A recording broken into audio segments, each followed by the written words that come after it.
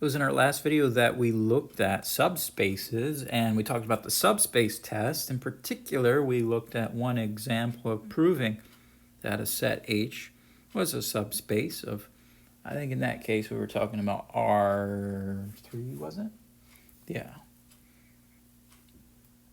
So we want to do a little more practice showing that certain sets are subspaces using the subspace test. So we're focused on the subspace test. Here we go. We're going to do a little proof. So we want to show that H here is a subspace of R4.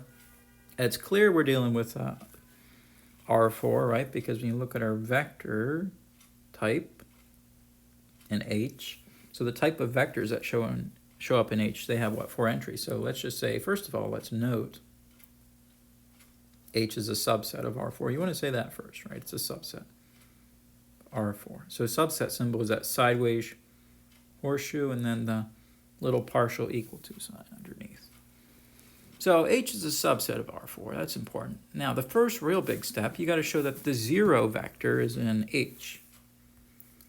So here we go. Observe that the 0 vector, what's the 0 vector look like? It's what all 0 entries, right? 0, 0, 0, 0 is an element of H. Now we have to give a good reason for this. Why is the 0 vector in H? Well, we could set B equal to 0 and C equal to 0 and it would satisfy, right? Putting in B for 0 and C for 0 would satisfy the form of H. So I would say this vector, 0 vector is in H, since it satisfies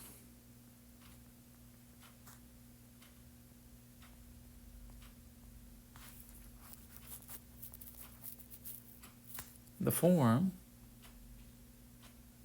right, the 0 vector satisfies the form, go on, FORM.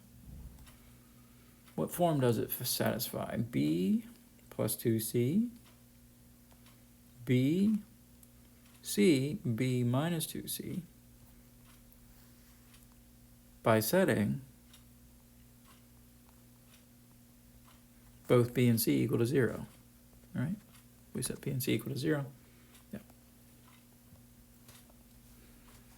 All right, so that's your first big step. That's 1, right?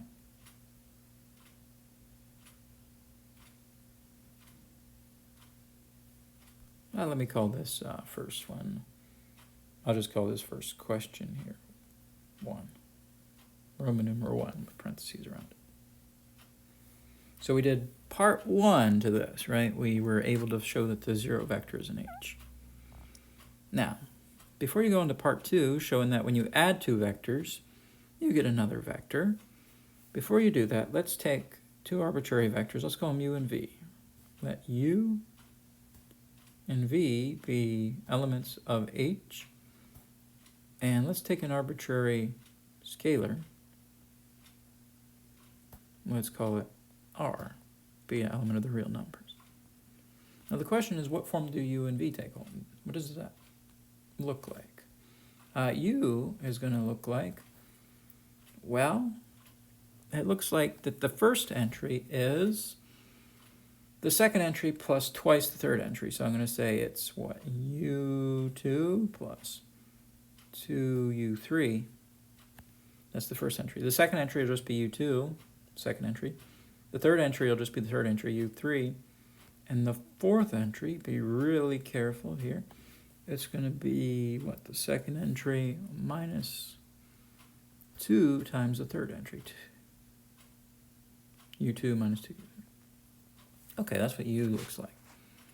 And V will look similar. Vector V,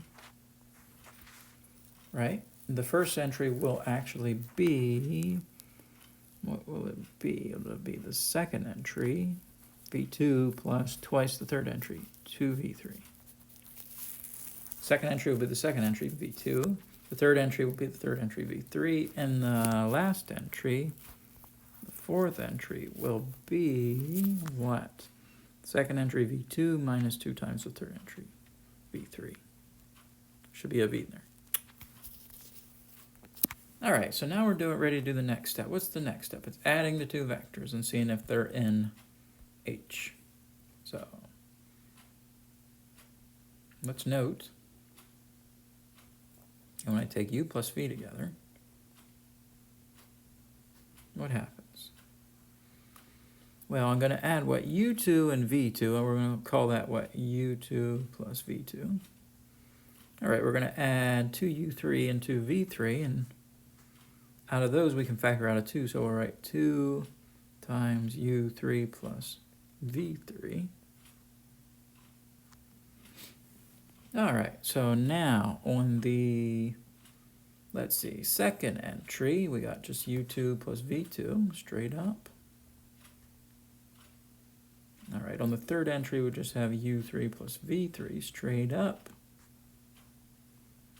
And then on the last entry, we're going to do what? U2 plus V2 first of all.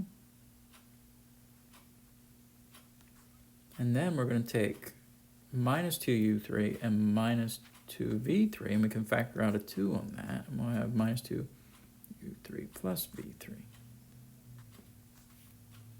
Now the question is that dude right there, is that green dude that we've just written, that big vector, is that an H? So to be an H, what we have to have for the first entry, we have to have the second entry plus twice the third entry. And that's what we have, right? We have, think about it, U2 plus V2 is the second entry, plus 2 U3 plus V3. U3 plus V3 is the third entry. Then we got the second entry, U2 plus V2. And then we have the third entry, U3 plus V3. And then we have the fourth entry should be what? The second entry minus 2 times the third entry. And that's what we have in the fourth entry, right? We have U2 plus V2. That's the second entry. Minus 2 times the third entry, U3 plus V3. So this whole thing satisfies the form. This is an element of H. All right, now we're going to put a comma, and then we're going to do the third part, the final part. And that's the part where we're going to take a scalar times U, any vector U. Scalar times any vector. So let's take a vector, a scalar R times a vector U. Now, you're going to have what? Let's remember, what was U looking like? Okay, so U, the first entry was U2 plus 2U3. So when we multiply through that by R, we're going to have what? R U2 plus 2, no. Let's erase. Distribute that R through, and you're going to have 2 RU3. Yeah, so we multiplied R through U2 plus 2U3, and we get RU2 plus 2 RU3. Now, when you multiply R by the second entry, you just get RU2. When you multiply R by the third entry, you get RU3. When you multiply R by the fourth entry, you distribute it through, you're going to get RU2 minus 2 RU3.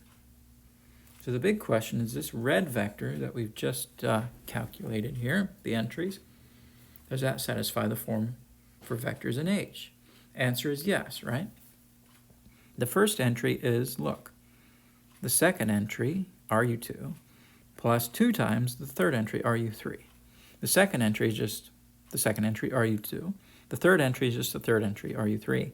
And the fourth entry is the second entry, RU2, minus 2 times the third entry, RU3. So in fact, it does satisfy the form for vectors in H, so it's an element of H. And we satisfied what? 1, 2, and 3 for the subspace test, so we're going to say therefore,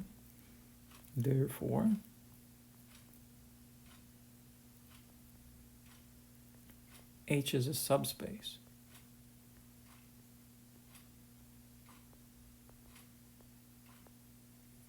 of what? R4.